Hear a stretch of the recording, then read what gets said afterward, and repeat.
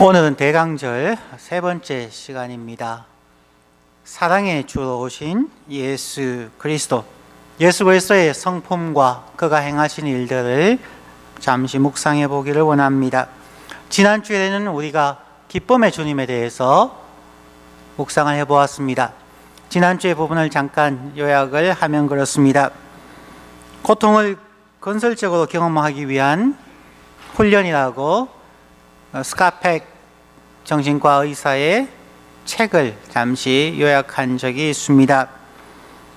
거기에는 delaying gratification, 만족을 연기시키는 것, acceptance of responsibility, 책임을 받아들이는 것, dedication to truth, 진실에 헌신하기, balancing, 균형 잡기라는 이 네 가지가 사람들이 이 땅을 살아가는 데 있어서 우리에게 늘 어려움과 고통이 있지만 그것을 우리에게 건설적으로 경험할 수 있는 방법이다 이야기를 합니다. 예수님의 삶이 그러하였다 하는 것을 나누었습니다. 예수님은 그 앞에 있는 즐거움, 즉 하나님께서 이 땅에 예수를 보내시면서 그 어렵고 힘든 고통의 길을 가게 하셨지만 결국 하나님 앞에 다시 서는 그 기쁨, 하나님의 보좌 우편에 앉으시며 하나님과 천사들 앞에서 환영받으면서 축복을 나누는 그 즐거움을 바라보는 그 기쁨으로 인하여서 그는 자기의 현재적인 만족을 연기하셨습니다. 사람들이 그를 칭찬하고 환호하며 왕으로 삼으려고 하는 그 모든 것들을 딜레이 시킬 수 있는 그러한 능력이 있었다는 것입니다. 천국의 기쁨, 하나님의 인정의 기쁨을 위하여 현재의 고통, 십자가의 고통을 참으셨던 그 예수님의 만족 연기하기, 즉 delaying gratification이 나타났고, 또한 하나님의 부르심의 소명 앞에서 예수님은 죽기까지 순종하시는 그 의지, willingness를 통하여서 자신에게 주어진 책임을 감당하셨습니다. 즉 예수님의 acceptance of responsibility를 볼 수가 있고, 그리고 어떠한 어려움 속에서도 제자들과 사람들의 부인, 배신, 혹은 로마 병정과 빌라도의 고문과 신문 앞에서 그는 오직 감정에 치우지 아니하고 하나님의 진실에만 헌신하셨습니다. Dedication to truth가 나타나고, 그 모든 과정 중에서도 예수님은 자신의 감정, 기쁨과 슬픔, 피곤하셨을 때와 굉장히 열정이었을 때, 이 모든 삶 가운데서도 항상 하나님 앞에 새벽과 저녁, 텀날 때마다 하나님 앞에 나아가서 그의 삶을 균형 잡았던 그 모습을 우리가 함께 보았습니다. 그 예수님의 삶, 그 앞에 있는 기쁨을 위하여서 이러한 과정을 겪을 수 있었던 것이 무엇일까? 오늘 세 번째로 예수님의 사랑에 대해서 생각을 해보려고 합니다. 오늘 본문의 내용을 보면은 하나님은 성도들을 사랑으로 평안케 하는 것을 기뻐하신다 하는 것입니다. 17절 말씀을 다시 한번 봉독합니다. 너의 하나님 여호와가 너의 가운데 계시니 그는 구원을 베푸실 전능자이시라. 그가 너로 말미암아 기쁨을 이기지 못하시며 너를 잠잠히 사랑하시며 너로 말미암아 즐거이 부르며 기뻐하시리라 하리라. 이것은 80년대부터 복음성가로 워낙 많이 불리워져서 많은 사람들이 애창하기도 하고 좋아하는 그런 구절입니다. 하나님께서 기뻐하시는, 기뻐 춤추시는 그러한 모습을 상상하게 했던 그러한 복음성가입니다. 하나님의 기쁨이 무엇인가에 대하여 다윗은 자신과 백성들과의 관계를 비유하면서 하나님의 기쁨을 시편 16편 3절에서 말하고 있습니다. 땅에 있는 성도는 존귀한 자니 나의 모든 즐거움이 저에게 있도다. As for the saints who are in the land, they are the glorious ones in whom all my delights. 나의 모든 즐거움이, 다윗의 고백을 뛰어넘어서 하나님의 고백으로 우리가 생각할 수 있는 이 고백, 하나님의 모든 즐거움이 저와 여러분에게, 땅에 있는 성도들에게 있다는 것입니다. 바로 그 즐거움, 그 기쁨 때문에 하나님은 기꺼이 예수 그리스도를 이 땅에 보내주시는 사랑으로 나타나게 됩니다. 하나님의 모든 즐거움과 기쁨은 땅에 있는 성도들에게 있는데, 그 하나님의 기쁨과 사랑이 어떻게 연관되어져 있는가를 보여주는 것이 오늘 본문입니다. 스바냐 3장 17절의 하반부를 inclusio라고 하는 샌드위치 구조로 한번 보시면 이해가 조금 더 빨라질 것입니다. 한글 성경보다는 어쩌면 NIV 성경이 조금 더 이해하시기가 쉽습니다. A, B, A'이라고 하는 이 구조 속에서 처음과 끝부분에서는 그가 너로 인하여 기쁨을 이기지 못하여 하시며, 마지막 끝부분에도 너로 인하여 즐거이 부르며 기뻐하리라. 기쁨이 처음과 끝부분에 나오고, 그 중간 B에 해당하는 부분, 너를 잠잠히 사랑하시며, 하나님의 사랑의 시작점이 기쁨에서 출발한다는 것입니다. 하나님께서 단순하게 우리를 사랑해서 예수 그리스도를 보내주셨다로 시작하는 것이 아니라, 하나님은 이미 그들이 회복되어져서 하나님과 함께 하시는 그것을 바라보는 기쁨 때문에 사랑이 나타나고, 사랑이 강조되어지고, 사랑이 오래 참으며 끝까지 견디는 사랑으로 나타났다는 것입니다. 하나님의 기쁨이 먼저입니다. 그리고 그 정점에 하나님의 사랑이 있다는 것입니다. NIV 성경에서 He will take great delight in you. He will quiet you with His love. He will rejoice over you with singing. 하나님께서 성도들을 즐거이 부르며 기뻐하시는 이유가 어디에 있습니까? 사랑 때문입니다.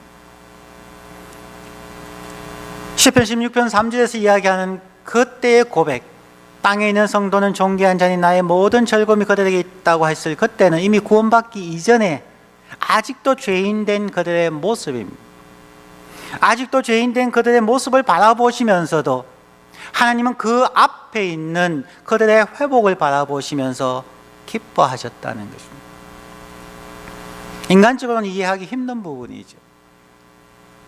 그러나 하나님께는 하루가 천년 같고 천년이 하루 같은 그 하나님의 시간에서는, 우리에게는 천년이란 긴 시간이지만 하나님 앞에서는 이제 하루 후에 나타날 그 구원의 회복을 기뻐하시면서 십자가의 사랑을 감당할 수 있었다는 것입니다.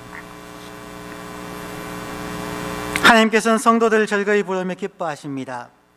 부모님들이 자녀를 위하여 즐거워하고 기뻐할 때가 언제입니까? 자녀들이 행복해 할 때입니다. 자녀가 감옥에 가 있든지 아프든지 방황하여 잘못된 길로 갈 때에 부모가 그 자녀를 인하여 기뻐할 수가 있겠습니까? 그렇게 할 수가 없습니다. 오히려 염려하고 아파할 것입니다. 하나님 아버지께서 인간을 하나님의 형상대로 창조하시고 모든 인간이 행복하기를 원했습니다. 그런데 인간은 자신의 호기심과 이기심과 교만함을 채우려고 하나님을 떠났습니다. 자신이 원했던 것, 즉 하나님과 같이 되고자 하는 그 인간의 욕심이 결국 죽음이라는 형벌을 받게 되었습니다. 그 이유는 아담과 하와는 하나님의 존재를 알고는 있었으나 하나님과 사랑의 교제를 할 수가 없게 되었습니다. 이 부분이 많은 생각을 하게 하였습니다. 아담과 하와는 하나님의 존재를 알고 있었으나 하나님과 사랑의 교제를 할 수 없는 상태. 그것이 오늘날 이 세상의 사람들, 더 나아가서 교회에 다니는 그리스도인들의 상태가 아닐까요? 세상 사람들도 오늘날 신이 존재할 거다는 것을 믿는 사람들은 많습니다. 그리스도인들이 하나님이 살아계신다는 것을 아는 사람들은 많습니다. 그러나 날마다 일상의 삶 속에서 그 하나님과 사랑의 교제를 하느냐 하지 않느냐는 것은 전혀 다른 문제일 수 있다는 것입니다.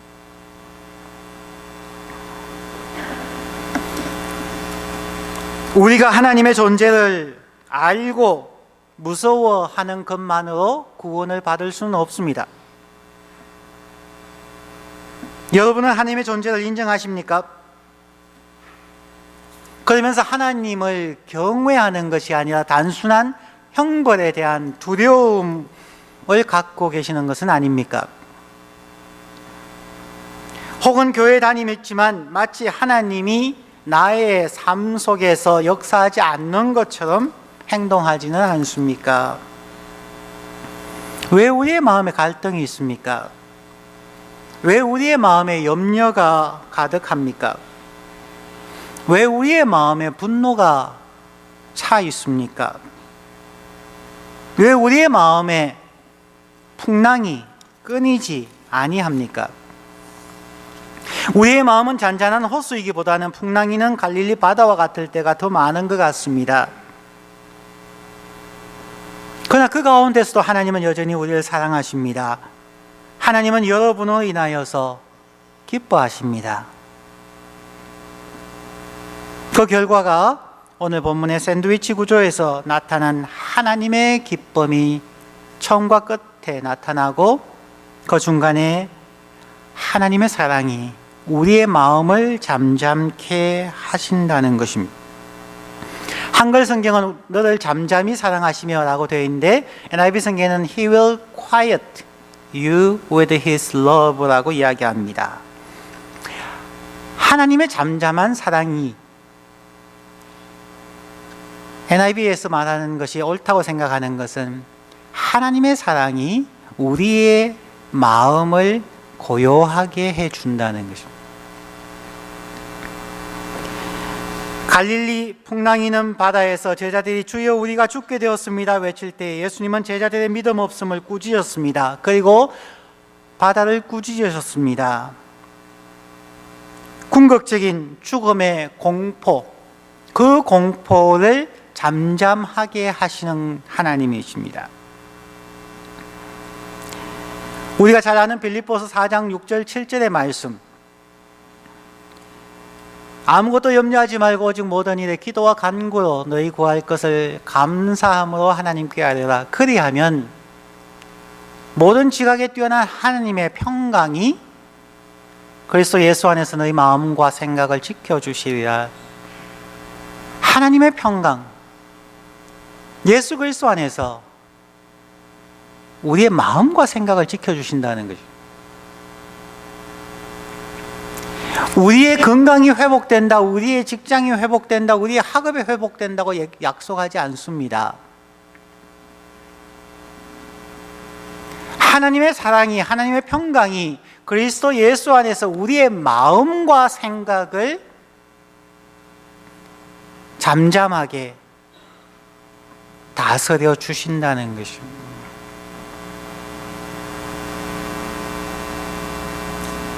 이것이 주님의 약속입니다. 우리는 사람들은 어떤 결과를 자꾸 요구하는 경우가 많기 때문에 하나님에 대해서 실망했다는 사람들이 참 많습니다. 왜 하나님이 나의 생각을, 나의 기도를 안 들어주시느냐라고 원망하는 사람들이 참 많이 있습니다.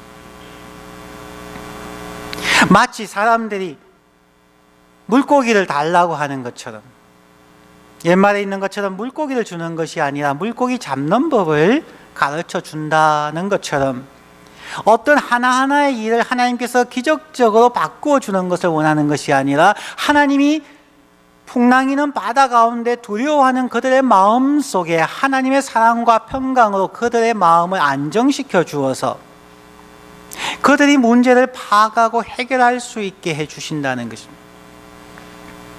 마치 호랑이에게 잡혀가도 정신만 차리면 살 수 있다는 그런 우리 한국적인 속담처럼 중요한 것은 당황하지 않고 자신을 알고 사회를 알면서 거기에서 할 수 있는 어떤 방법을 찾아갈 수 있는 것이 오늘날 삶을 살아가는 지혜입니다. 하나님의 기쁨은 그의 사랑으로 우리의 마음을, 동요하고 두려워하는 우리의 마음을 잠잠하게 해주신다는 약속입니다. 예수님은 마태복음 11장 28절에서 말씀합니다. 수고하고 무거운 짐진 자들아 다 내게로 오라. 내가 너희를 쉬게 하리라. 내가 너희의 무거운 짐을 해결해 주겠다는 것이 아니라 내가 너희를 쉬게 할 것이다. 쉼을 통하여서 회복되어지는 거죠. 어떤 사람이, 가족이, 친구가 막 짜증 부리고 힘들어 하면은 우리가 해줄 수 있는 첫 번째가 무엇이에요? 여기 와서 밥 먹고 좀 쉬어라. 쉼을 통하여 스스로를 회복할 수 있게 하고 다시 일어나 갈 수 있는 힘을 얻게 해준다는 것입니다. 예수님께서는 쉼을, 잠잠함을 주신다고 약속하셨습니다. 그것이 바로 하나님의 사랑입니다. 그러면 우리는 이 사랑을 어떻게 받을 수가 있을까요? 오늘 본문의 두 번째로, 하나님은 구원을 베푸실 전능자이심을 우리가 믿습니까? 사람들은 사랑받기를 원합니다. 사랑에 갈급해합니다. 그런데 우리는 사랑받기 위해 세상적으로 많은 것을 해보았습니다. 만족이 있습니까? 아니면 평생 만족 없이 사시겠습니까? 하나님의 사랑을 받으십시오.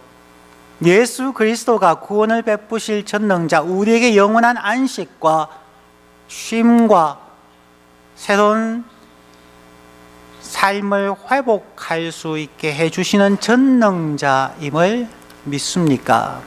그리고 전능자로서 그분을 우리는 입으로 시인하고 마음으로 믿어 영접하고 있습니까?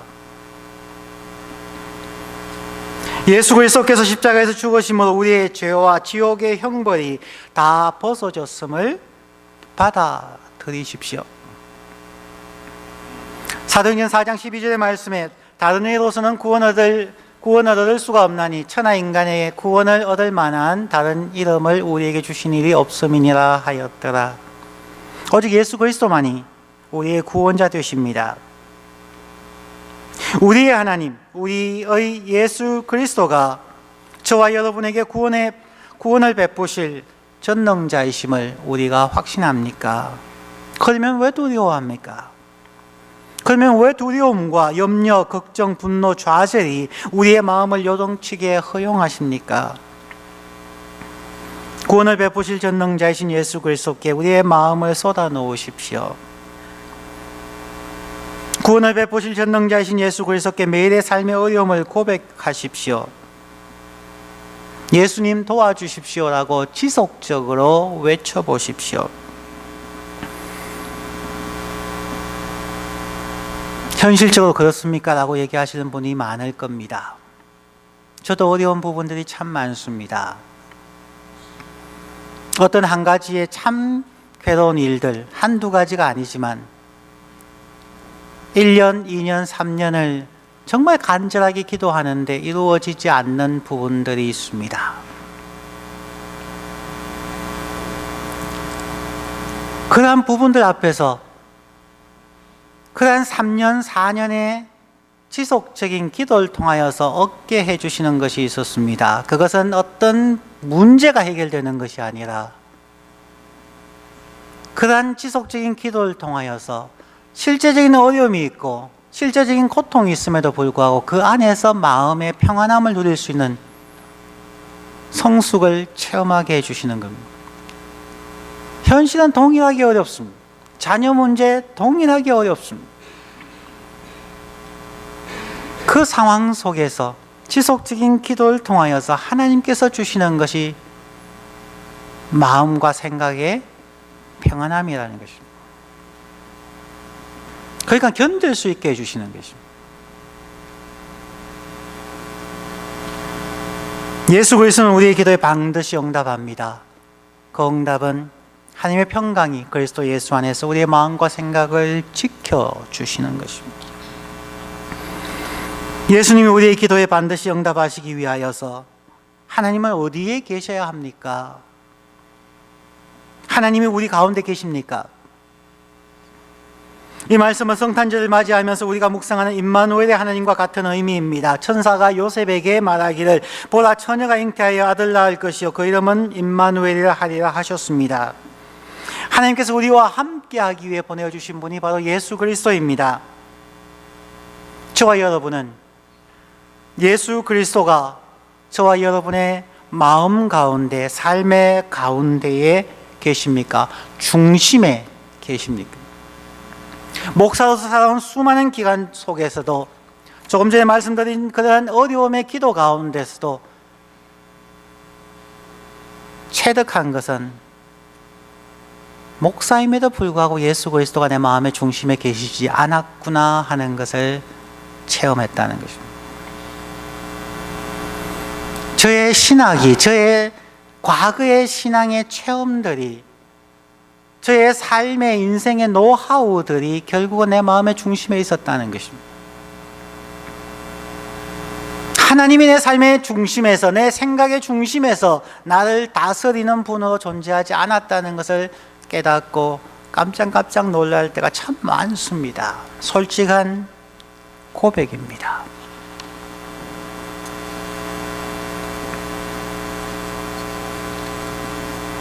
예수님은 강제로 우리 마음의 중심에 자 비켜 내가 앉을 거야 라고 앉는 분이 아니십니다. 자발적으로 우리의 마음의 문을 열고 예수 그리스도를 내 마음의 중심에 모셔야만 합니다. 그리고 날마다 예수 그리스도가 나의 삶의 결정권자입니다. 예수 그리스도가 나의 삶의 주인입니다. 어렵고 힘들지만 당신이 결정하시면 제가 순종하기 위해서 몸부림쳐 보겠습니다 라는 기도가 그리스도인의 기도여야만 합니다. 하나님은 저에게 그러한 훈련을 하게 하기 위하여 어쩌면 저의 기도를 몇 년이 지나도 응답하지 않는 것 같습니다. 온전히 내 마음의 중심을 예수 그리스도에게 영원히 양도할 때까지.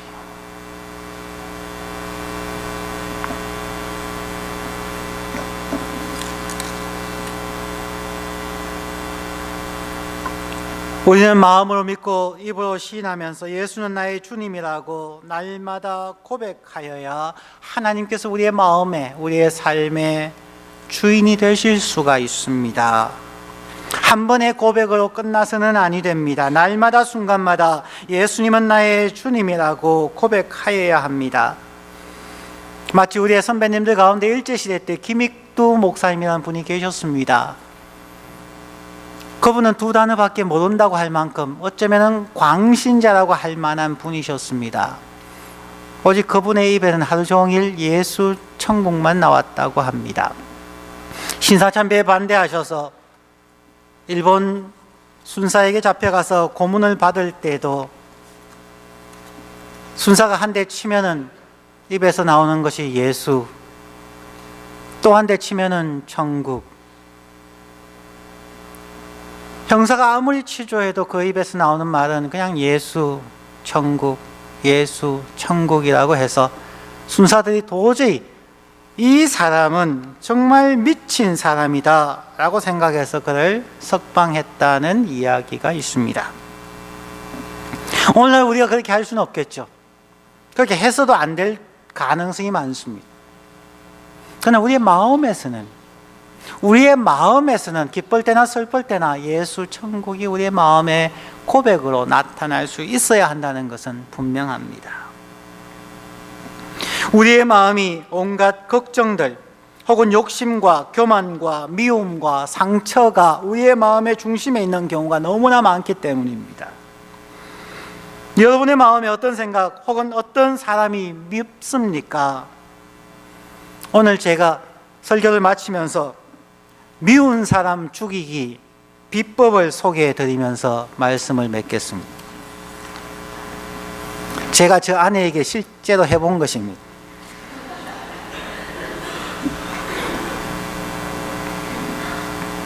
옛날에 시어머니가 너무 고약하게 굴어서 견딜 수가 없던 며느리가 있었습니다. 나중에는 시어머니 음성이나 얼굴을 생각만 해도 속이 답답하고 숨이 막힐 지경이 되어버렸습니다. 시어머니가 죽지 않으면 내가 죽겠다는 위기의식까지 들어서 결국 며느리는 용한 무당을 찾아갔습니다. 하소연을 한참 듣고 난 후에 그 용한 무당은 그 며느리에게 물었습니다. 시어머니가 가장 좋아하는 음식이 무엇이냐고. 며느리는 대답했습니다. 우리 시어머니가 인절미를 참 좋아합니다.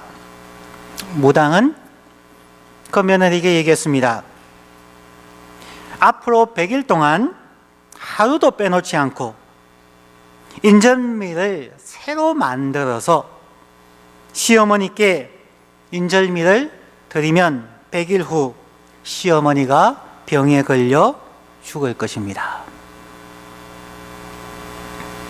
집으로 돌아온 며느리는 시어머니를 죽이겠다는 그 단호한 결심을 가지고 찹쌀을 씻어서 정성껏 씻고 잘 익혀서 인절미를 만들었습니다. 그렇게 하길 한 달. 시어머니는 그렇게 보기 싫던 며느리가 매일 몰랑몰랑한 인절미를 해다 바치자 며느리에 대한 마음이 조금씩 달라져 야단도 덜 치게 되었습니다. 2달이 넘어서자 시어머니는 하루도 그러지 않는 며느리의 마음 씀씀이에 감동이 되어서 며느리 욕을 거두고 서서히 며느리를 칭찬하게 되었답니다. 3달이 다 되어가면서 며느리는 칭찬하고 웃는 얼굴로 자신을 대해주는 시어머니를 죽이려고 하는 자신이 무서워졌습니다.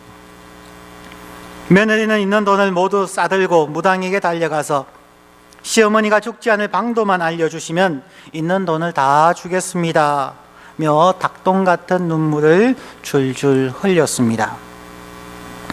무당은 그 며느리를 빙긋이 웃으면서 말했습니다. 내가 약속한 대로 미운 시어머니는 벌써 죽었지.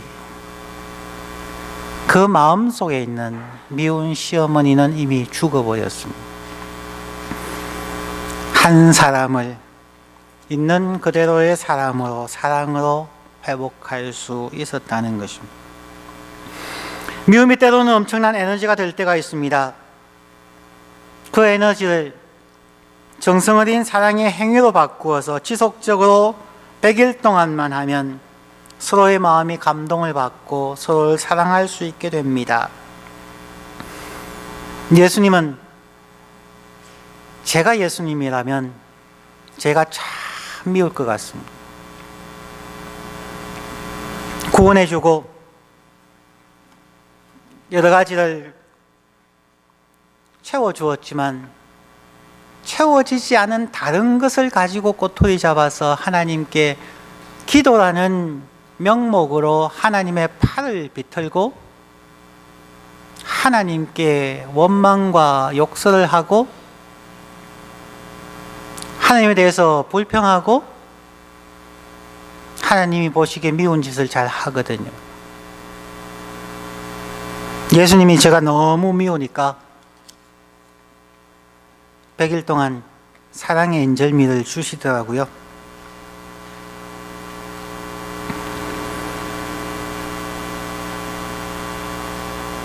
저를 위하여, 우리를 위하여 100일 이상의 시간 동안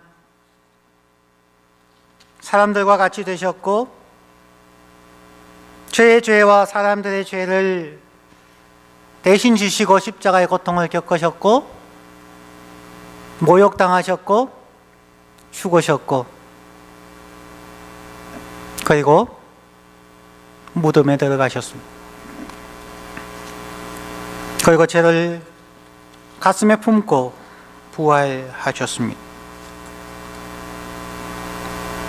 지금도 하나님 보좌 우편에서 저를 위하여, 여러분을 위하여 중보하시며 또한 예수 그리스도의 성령님을 우리 마음에 주셔서 지금도 말할 수 없는 탄식으로 저와 여러분을 위하여 기도하시며 응원하시며 사랑의 인절미를 주고 계십니다. 이 성탄절 기간, 우리 대강절의 기간 동안 다시 한번 예수 그리스도를 한번 진지하게 고민하시고 묵상해 보시길 바랍니다. 그분 안에서, 그분의 기쁨의 양팔 안에서, 그분이 우리를 감싸고 있는 그 기쁨의 손 안에서 그분의 뛰는 사랑의 심장 소리를 들어볼 수 있기를 원합니다. 그리고 회복하는 저와 여러분이 되시기를 간절히 축원합니다. 기도하겠습니다.